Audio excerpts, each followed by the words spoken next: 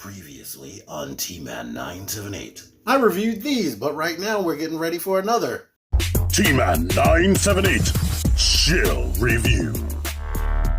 Hello everyone, did you miss me? T-Man 978.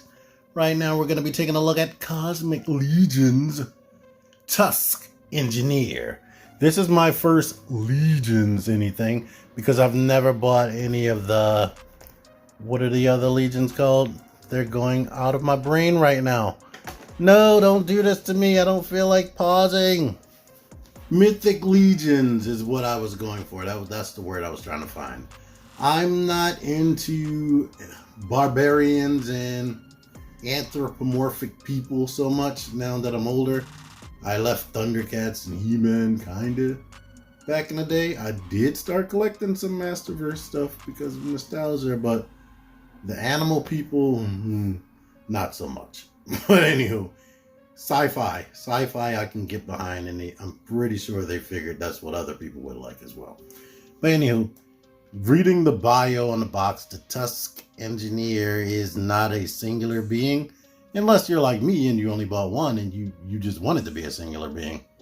But anyway, these female-looking entities or creatures come with this staff thing right here. These weapons appear to be painted. Like the paint reminds me of Fans Toys paint, where it's like a metal flake in it. But I can't really tell because they also look plain. Here's the gun. You get two of these, both with a port right there. There are two reasons why it has a port. One, because it comes with these little guns right here that can port right there if you want. So it can be like a little side scope or maybe another additional firing weapon attachment. This one has the port on the opposite side, but the guns can also port to her body right there. So she can have little forearm blasters, and that's my preferred thing. And since these gauntlets are swivelable, you can even point them to the back if you don't want them hanging off the side, getting in the way. Outside of that, you come with trigger finger hands and an additional head right here for when she's unmasked. It seems to just be a Cyclops. I'm not sure if these cavities right here actually serve as eyes, or maybe there's some type of additional ear type function so she can hear in multiple directions as well as see. I don't know. But yeah, there's that. You also get these little transparent peg things. They peg into the gun so the gun can store in her back. And I'll show that off when I finish showing her off. But here she is. Here's the detail on the head. It makes me think of like a xenomorphic type uniform. Like from Alien, if you don't know what a xenomorph is, it's like the suit seems to resemble that a lot. And when I first opened it, I was thinking like, wow, these thighs are long and the knees are, or the shins are short. But then I had to realize that this isn't a human. So maybe the body is supposed to look like that. I do like the sculpting back here. That's nice. And yeah, I didn't buy any of the male figures. And one of the reasons why I didn't go in on Cosmic Legions as well, besides me not, or Mythic Legions, because they have like less articulation seemingly, where they only have single jointed elbows and single jointed knees. But this thing amazingly has a lot more articulation than it will look like. This particular figure, even though the head is just on a post with a single ball at the top, no dumbbell or anything, it can get all kinds of range to look down, tilt the head, look left, look up while it's looking left. So when you have those sideways glances, she can look very far up. I mean, it feels like the head is going to fall off, but it doesn't. This, I noticed this little, that's removable. Sort of like the thing on a xenomorph. To swap out, you just pull the head off. Now this head is somehow bigger, even though it doesn't have the mask on. And it bumps into the back a lot more than that the helmet head. So this is what it looks like, or she looks like. But you can turn the head, it kind of still like rubs onto the back of the suit. Which is kind of unfortunate. But she ain't looking up at all, unlike that. Maybe like this. But straight on, she ain't looking up. She's barely, I guess she's looking straight because she has a big gigantic eye. And it can look down a bit. But the range of articulation is way less. But let's get into this articulation. I said it was deceptive. The arm can go out. Can come forward. You get this much bend on that arm. It swivels. These hands go in and out while the shooting hands go up and down.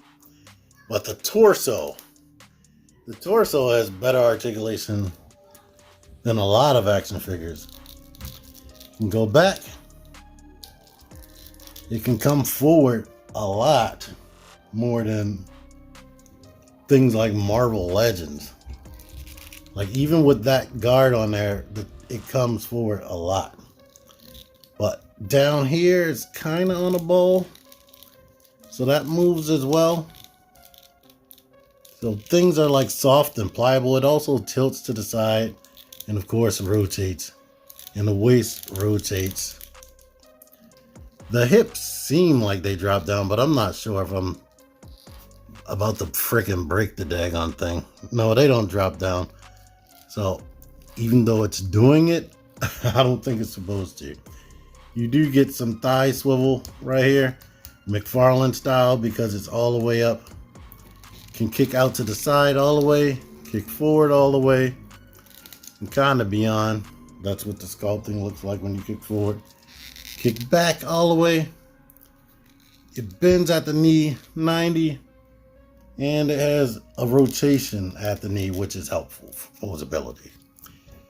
Not only does it have the ability to kick forward and kick back and ankle pivot, you get a swivel right there, which I did not know they did that.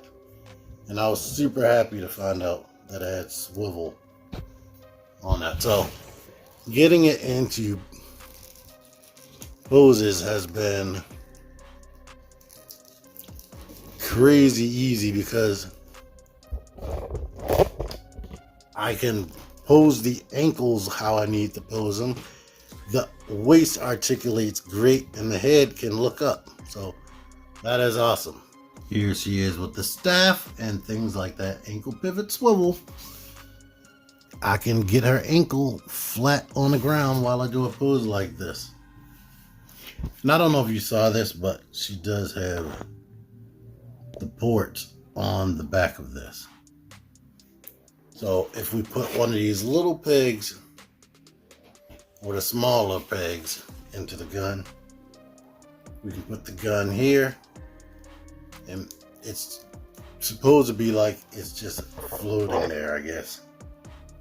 I was gonna warn against this, but here's the thing that can happen. You have to be extremely careful taking the wrist off because they come off of this peg right here. It happened to me with my Zeri figure, which I have not reviewed. I messed with that first. I got the hand set, and yeah, pulling them out of the wrist socket can do this. You have to make sure you pinch right here and while you're pulling the hand out, and it takes a lot of effort to get them out. Unfortunately, you would think it would just be easy to just move this, like pry this back and wedge this in there and get that back in, but this piece seems to be like spongy and expandable and it won't go back in the hole. It's frustrating me. I'll figure that out later. She's just going to be using trigger hands to hold this. Let's see if that's actually even possible.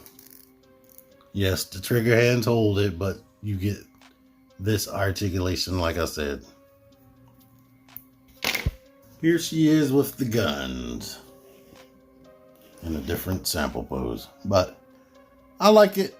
Besides those wrist things, like the wrists, they're not all that tight either. So that's another thing. It's crazy that it takes a whole bunch of effort to get them plugged in and out, but then it's kind of like loosey once you put it in there. But it's just strong enough to keep this pose, thank goodness. So there's that. Here she is paired up with another multi-eyed space warrior situation right here. Krieg from Mezco Rumble Society. And here she is next to other 1/12 scale type things right there. Anywho, it took some effort, but I got it back together. Yeah. But I like the thing. I just had the problem with the wrist. I knew going in that it would have like single jointed elbows, single jointed knees, but it surprised me with how the other articulation works, and that it has things like knee swivel and ankle swivel. That really helps with giving it extra articulation.